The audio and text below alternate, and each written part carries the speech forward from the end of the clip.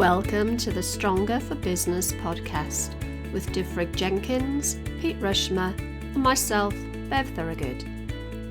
Stronger for Business is a training consortium dedicated to bringing high-quality training solutions to businesses through the combined expertise of our partners. From skills training to developing personal and professional excellence, our mission is to help business owners get the very best from their people at all levels, from boardroom to shop floor. The Stronger for Business podcast is our opportunity to share our knowledge, thoughts and ideas with you, the listener. You'll get to meet some awesome guests from across the business world, sharing their experience of learning and development. If you love what we have to say, make sure you hit the subscribe button on whatever platform you use to consume your podcasts so you don't miss out on future episodes. We'd love to hear from you with your suggestions for discussion topics or ideas for future guests. And if you really love what you hear, please do consider leaving us a 5-star review, as this helps to get the podcast out to a wider audience. Sit back and enjoy the Stronger for Business podcast.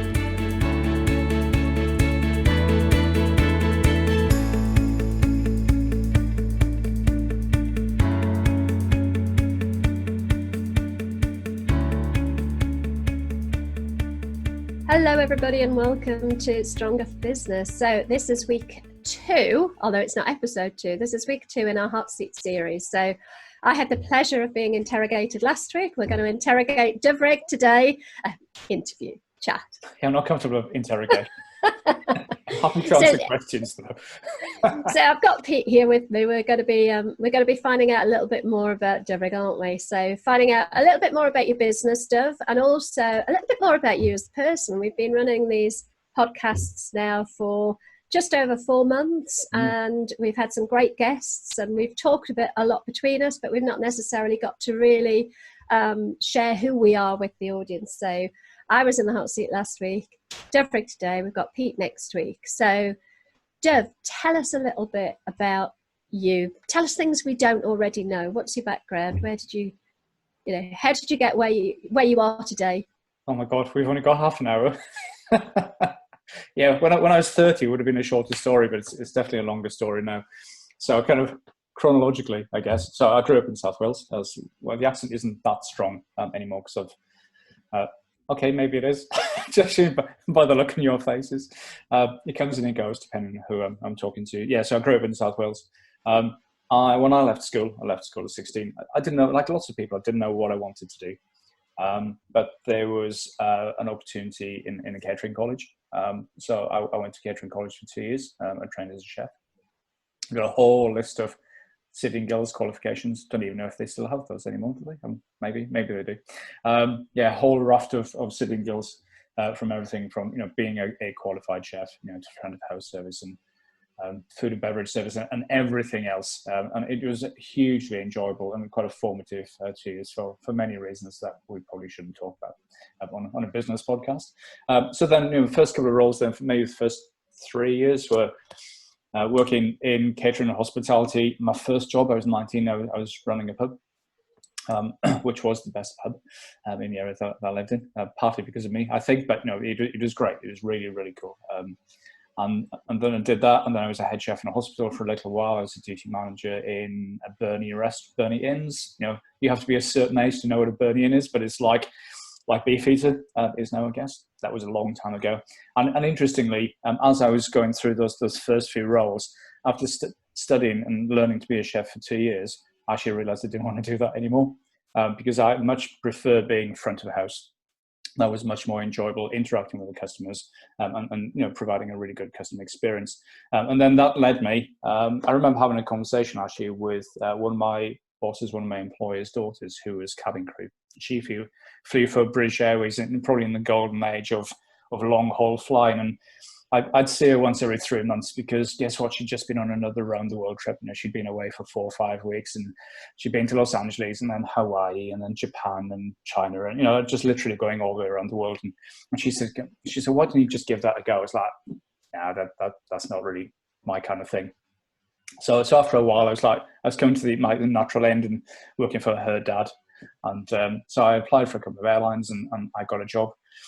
And the rest of that kind of is history, really. So that kind of quite changed the course of my employment from working in catering. I was probably always going to leave South Wales at some point anyway, but I moved to Bristol for about a year and a half, working 6 month seasonal contracts, which is still the norm now. And then in the last podcast, we spoke about yo-yoing back and forth. So I kind of went back and forth, and I run another couple of pubs and did some other work as well. But then in the kind of early 90s, which sounds like such a long time ago now, I moved to Bristol. I moved to Cardiff actually first for another airline, worked in Bristol, then got promoted. So I became moved from being cabin crew to being a cabin crew trainer, and then did all the recruitment and selection, all the volume recruitment, selection and training as well. So I became a cabin crew trainer. And then interestingly, then got promoted to the senior on the flight. So it's usually the other way around. You get promoted to a senior, who's the one that's at the front, who does all the PAs and all that kind of stuff. And then you become a trainer. But I kind of did it the other way around, which I think is fairly unique. And that was hugely enjoyable, because then you get to see that what is now called the employee life cycle, if you like, from attraction, recruitment, selection, training, performance management, and all those kind of things. And that was my first real exposure to the employee life cycle, which stood me in good stead actually since then. So I worked in the airline, then I moved over to, and then the airlines through mergers and acquisitions became part of the Thomas Cook Group a long time ago. And then I decided that after 7 years on and off working in the airline industry, I wanted to do something a bit different, but I still wanted to work in travel. I think for those people listening and those people that know, once you've got the travel bug, it's very hard to move out of that sector. And of course, it's going through a really hard time at the moment, and I have so much empathy for the people working in that industry now. But once you get the travel bug, it's very, very hard to shake it off. So I moved over into what's called tour operations. So that's mass market holidays, if you like. And then for Thomas Cook's brands, it was Sunworld Holidays, which then became JMC Holidays, which then became Thomas Cook Holidays. So Thomas Cook at that point then went back into, after an absence of 30, 40 years, whatever it might have been, went back into mass market tourism. So I moved over into tour operations and spent a lot of time working in the UK and overseas as well. So I was training and supporting UK office-based staff, but also the guys and the girls that worked overseas as well. So all the holiday reps, we'd spend 3 weeks, not 3 weeks, we'd spend 10 days on an induction, usually in a hotel in the UK. Pretty intense, really, really hard work, but hugely enjoyable. And then sometimes we'd go overseas and support them with their inductions overseas as well. So I got to spend a lot of time traveling overseas, lots of time in airport lounges, and work in hotels, supporting training and development and for management development as well, all the way around the world. And then as that job evolved and I went into more management and leadership, I'd spend more time then within the group. And then when I moved to Peterborough, Thomas Cook's head office where it was in Peterborough, then I spent more time supporting kind of group corporate learning, if you like, as well. So, and it was very, very varied. 1 week I could be at the airline's head office in Manchester in the boardroom, supporting aircraft engineers and head office staff. And then the next week I'd be with Nielsen, which is still a ski and activities holidays, not owned by that business anymore, obviously. But then the next week I'd be out in Greece, doing some management development, then going scuba diving or snorkeling at the end of the day, which was great, really, really fascinating life and a hugely satisfying lifestyle as well, really. And literally no week was ever the same. You never know what was going to come next.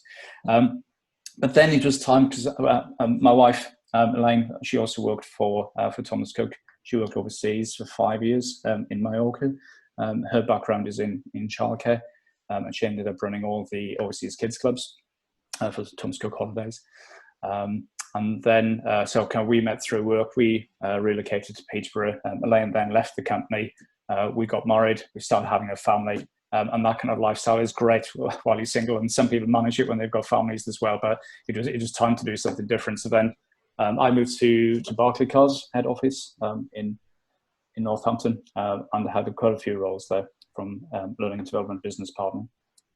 And then ended up looking after leadership and culture development, which is quite a grand title.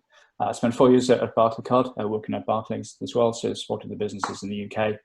In Germany, went out to the States a few times as well, which is cool, and then supported some virtual learning as well into India and the Philippines. And then after 4 years at Barclaycard, I secured a great job with BGL Group, which is an insurance intermediary business based in Peterborough. Best known for Compare the Market and other brands like that. So I was essentially head of learning and development for the 3 contact center businesses. So I had a team of 15 across 3 sites. So Peterborough, Sunderland and Coventry, as it was then. I spent just over 2 years there, and then I moved over into the group function. I was essentially head of learning and development for the group, and then supported businesses in the Netherlands and in France too. And then that was just over 4 years ago to date, to recording, and then I set up my business, U Development, just over 4 years ago. Amazing. That's my CV in a nutshell. I had no idea both of you had started your days in pubs. Yeah. I only found out about Pete actually on a podcast just probably about a month ago. Yeah, so we've got similar backgrounds. Yeah.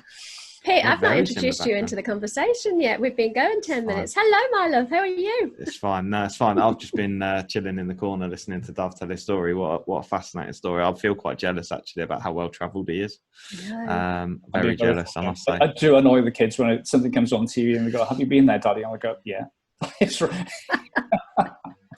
You've kind of done it in reverse. Most people want to work and then travel the world. You've kind of travelled the world and now you're working by the sounds of it. Although I'm sure you worked whilst you were there, Dove. I'm sure you worked. And I got paid for it, which is great. Okay, brilliant. So what a fascinating background that you've got and career history as well. And I can see absolutely why it has given you all the skills for future business, which we'll talk about in a moment. But just before we do that, I just wanted to ask you tell us a bit more about your family and sort of interests outside of work and business. Yeah, okay, cool. So like I just mentioned, so married to Elaine, we've been married 18 years when this podcast goes out, almost to the day. So Elaine's Scottish, I'm Welsh, the kids are English, so which is always quite interesting when the rugby's on TV. I was going to say the rugby must be fun in your house. Yeah, it is. Well, fortunately, Elaine's not that patriotic when it comes to Scottish rugby. I don't think she'll mind me saying that. However, I have brainwashed the kids to support Wales. And have bought them Welsh rugby jerseys for Christmas and things, just to reinforce that point. So, I've got 2 daughters. One's 14 and one's 12. They're great kids. Really, really good. So obviously, work takes up a lot of time, but the family is really, really important to me as well. And part of what I do is obviously like most parents is to provide and look after them. Which is great. So so we live just near Stamford, in Peterborough, Stamford and Lincolnshire, north of Peterborough. Work is fairly local and has been fairly local to me recently, but it means I can still get a bit of travel time in as well. So we've got a dog, we've got a nice house. Most of my family is still in Wales. Got a small family now. But we've obviously got family in Scotland and friends dotted all around the place, because working in travel, people tend to travel around the place. So probably wherever I went in the UK and some places overseas, I could probably pick up on the phone and say, "Guess what? I'm down your way. Shall we catch up for a beer?" Which is great, which is really, really, which is cool. So so work is, which is always really interesting. Elaine is actually a company director. In the business as well, a silent partner. There's not many husbands can say that about their wives. A controversial statement, and Elaine's actually really comfortable with me saying that. So Elaine is a director in the business, which is really helpful actually to have somebody who doesn't work in the same discipline as me, but Elaine's background is still in childcare, so she works for a business that provides qualifications and learning for people in the childcare sector. So it's really good that I can still bounce ideas, because she has some context, she has some understanding of what it is that I do, which is really helpful, because it's quite hard to be creative when you work by yourself and to bounce ideas around as well. So that's great. Outside of work, I like being outside. I think it's quite hard for me to be inside for too long, and being self-employed gives you some of the flexibility and the variety around that. So being outside, getting some fresh air, the ideal. My happy place, if you like, is going on holidays and doing a bit of sailing and windsurfing. That's when that really, really is my happy place. But I don't tend to do that in the UK because the water's too cold. So being on a Greek island and sailing, then that's great. In the UK, proper walking up mountains and stuff like that, or going to the beach, and not to sit there with building sandcastles, but just to get out there and get the perspective and the scenery, all those kind of things. That's what I enjoyed. That's what we enjoy. And I do a lot of work. Sorry. No, go on. No, I was just going to say, so you've talked about Elaine being a silent partner in the business. You fascinating background. I've learned so much about you that I didn't know. But talk about you development. How did you development come into fruition? So when I left Barclaycard a while ago, spoke about that, I was on a fast track talent pipeline. I had a great early opportunity for some really great professional development. And as part of that, I identified that I had some gaps in my experience. And at that point, I already knew that I wanted to set up my business. So this is quite a long time ago now. But I needed to find a role that was going to really support me, build up my credibility, if you like, before I did that. So when I went to BGL, I had a 3-year plan to be there. So it's been bubbling away in the background for quite a long time. And like lots of people who work in the corporate world, you have suppliers, and some of them are great, and some of them are so inspirational. You can really learn a lot from them. There's lots of people who are kind of okay, and there's other people I thought I could do a better job than you, and that's not to be arrogant about it, but factually correct. So from a long time ago, that's been bubbling away in the background. And the opportunities that I had in the coaching, mentoring that I had as well, and more professional experience and qualifications through BGL really then supported me to set up my own business. So my business was set up just over 4 years ago because supporting other people is really important to me. All through my career history that I've spoken about at length before, there were lots of people who gave me loads of opportunities, and I didn't really have to ask for it. But, they saw some potential in me, and they gave me some really, really great opportunities. So I think, part of what I do is there to kind of repay that, because other people have invested time and effort, and not necessarily money. There has been some money involved in that. But for me, I think as I'm getting older, I think part of my give back to society, if you like, is to help other people and give other people the opportunities that I've had, and I've been really fortunate to have in the past, and still have now. Perfect. How fascinating as well. So can you just sort of crystallise what your goals for you are and what you want to achieve in the future? Yeah, it gets a little bit confusing sometimes when you talk about you, because I'm not sure if people are talking about me or you, the name of the business. So the goals for the business are, interestingly, when I set the business, I just wanted to do it for a year, because I wanted to prove to myself that I could actually do that. So 4 years in, we're still going. So the goals for the business are to grow the business and to help more and more people. So there's 2 areas of focus, really. So half the business in my mind is on executive coaching. So helping leaders to make really important decisions, because we all have to make decisions all the time, in and out of work. And the more senior you get in organizations, the more critical those decisions are. So if you make a really good decision, then that's great. And everybody loves you, and you're successful as of those.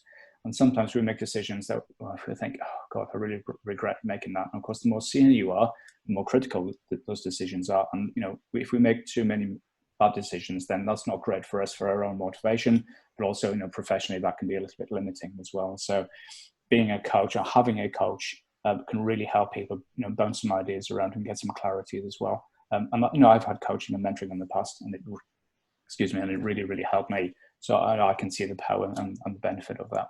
And then the goal for the other half of the business is to grow the learning and development and the organizational development side of the business as well, particularly for medium-sized businesses who don't have a learning and development team, because the business isn't big enough to warrant that.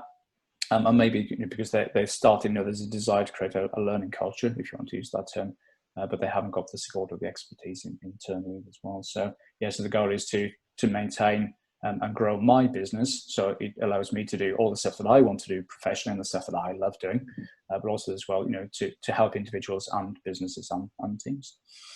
Are you able to share with us the sorts of businesses that you've helped so far, and maybe an idea of the type of businesses you want to work with in the future? Yeah, absolutely.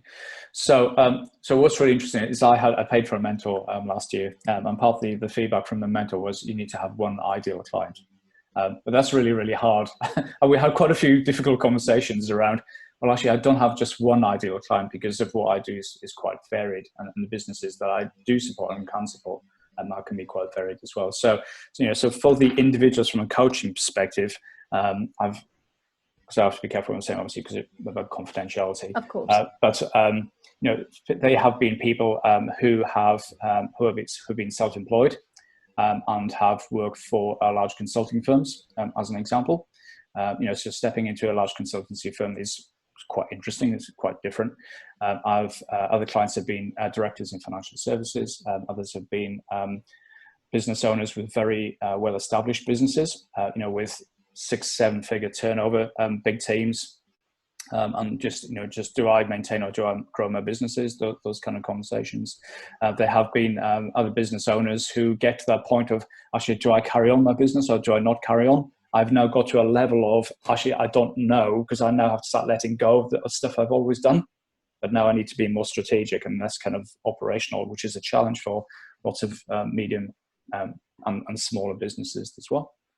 So it's been quite varied. I've even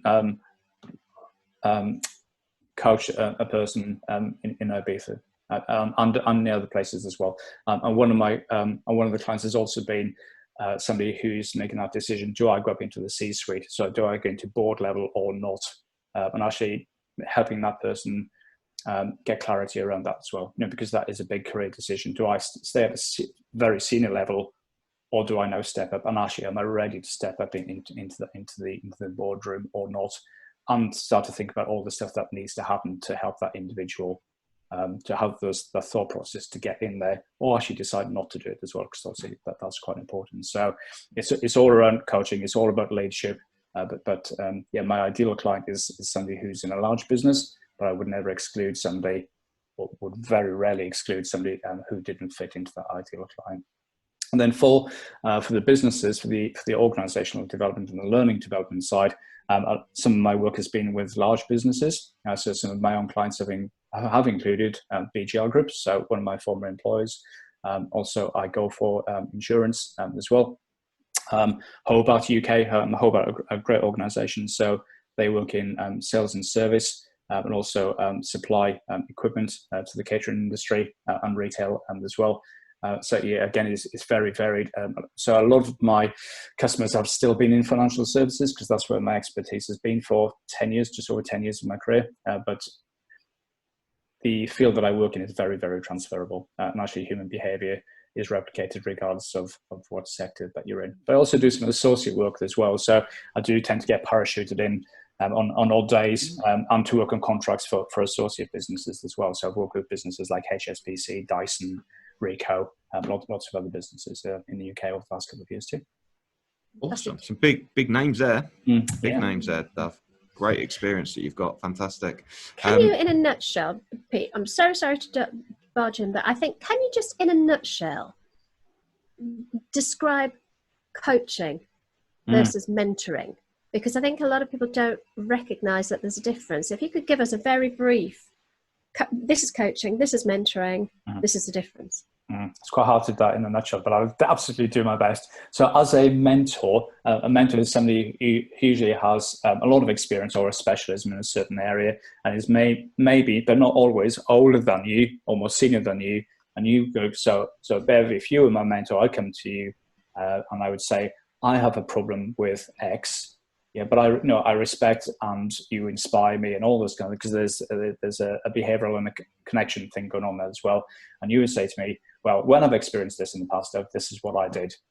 So it's advisory. It's advisory, yeah, from my own expertise. Whereas coaching, as an example, so if you can be really purist about coaching, a coach would never ever give you advice or never suggest, or maybe, and to be really, really disciplined, never ever provide a leading question where you could actually imply that that's what you should do.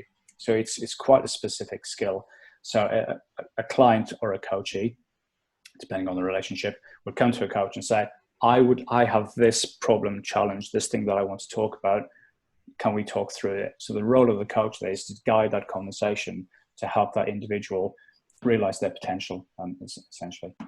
Okay, so yeah, I mean, I do know the difference, but I wanted to hear your view on it, because I think often they get confused, and people don't always get the benefit of coaching because they think, well, I need you to tell me what to do. But of course, from a coaching point of view, we assume that everybody has the resources they need to make the right decision. They just need those resources drawing out. And I have to say, I know that you do that superbly. You're absolutely, the ultimate professional when it comes to coaching. So I just wanted, sorry to take us on a slight diversion, but I really wanted to clarify that, because I think sometimes we lose the benefit that a coach can bring, or we don't understand it. Mm-hmm. And there is lots of crossover, and some of the skills, the interpersonal skills and the questioning and listening, they're really important. And there is crossover between coaching and mentoring and counseling and all those kind of things. And being a sports coach and being a business coach or a career coach or lifestyle coach, they're all similar, but I think it's quite important to actually put some dividers between each of those things, because why you do it is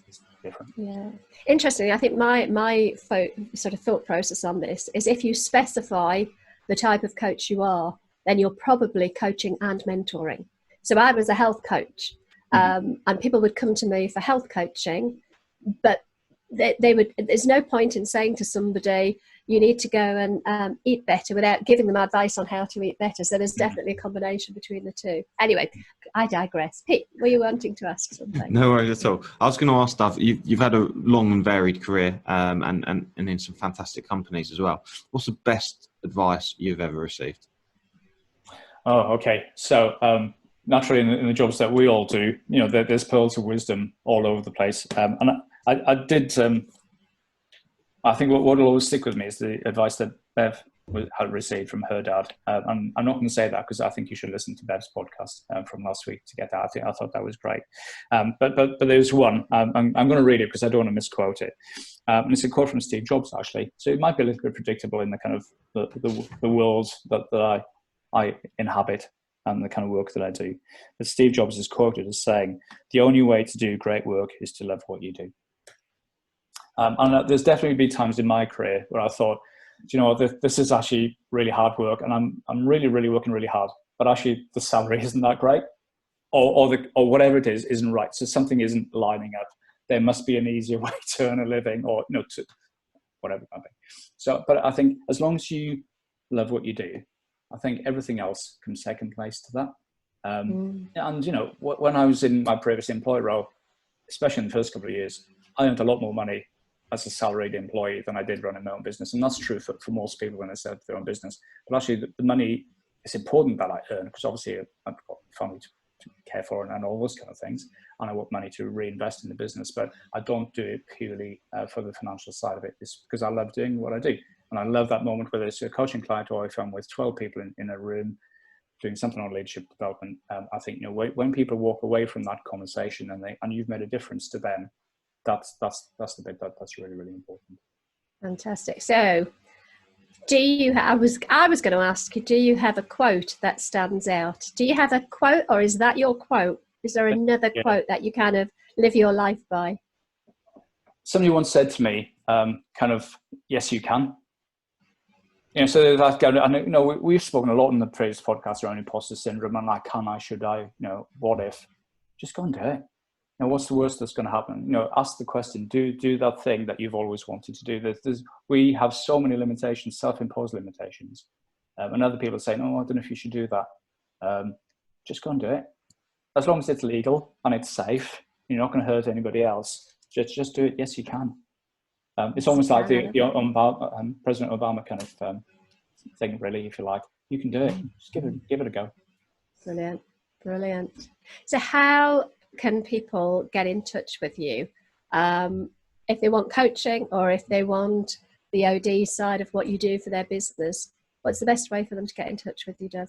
So they can give me a call first. I think it's really good to talk. So you can give me a call. So my number is in the UK, so it's +44 07971 258 771.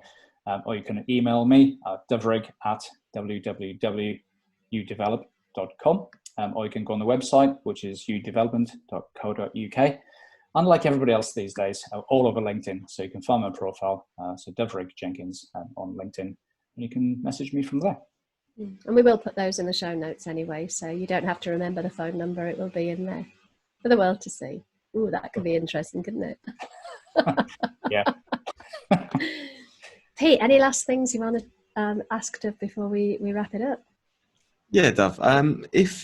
Who would be, if you could have dinner with anyone, alive or dead, who would it be?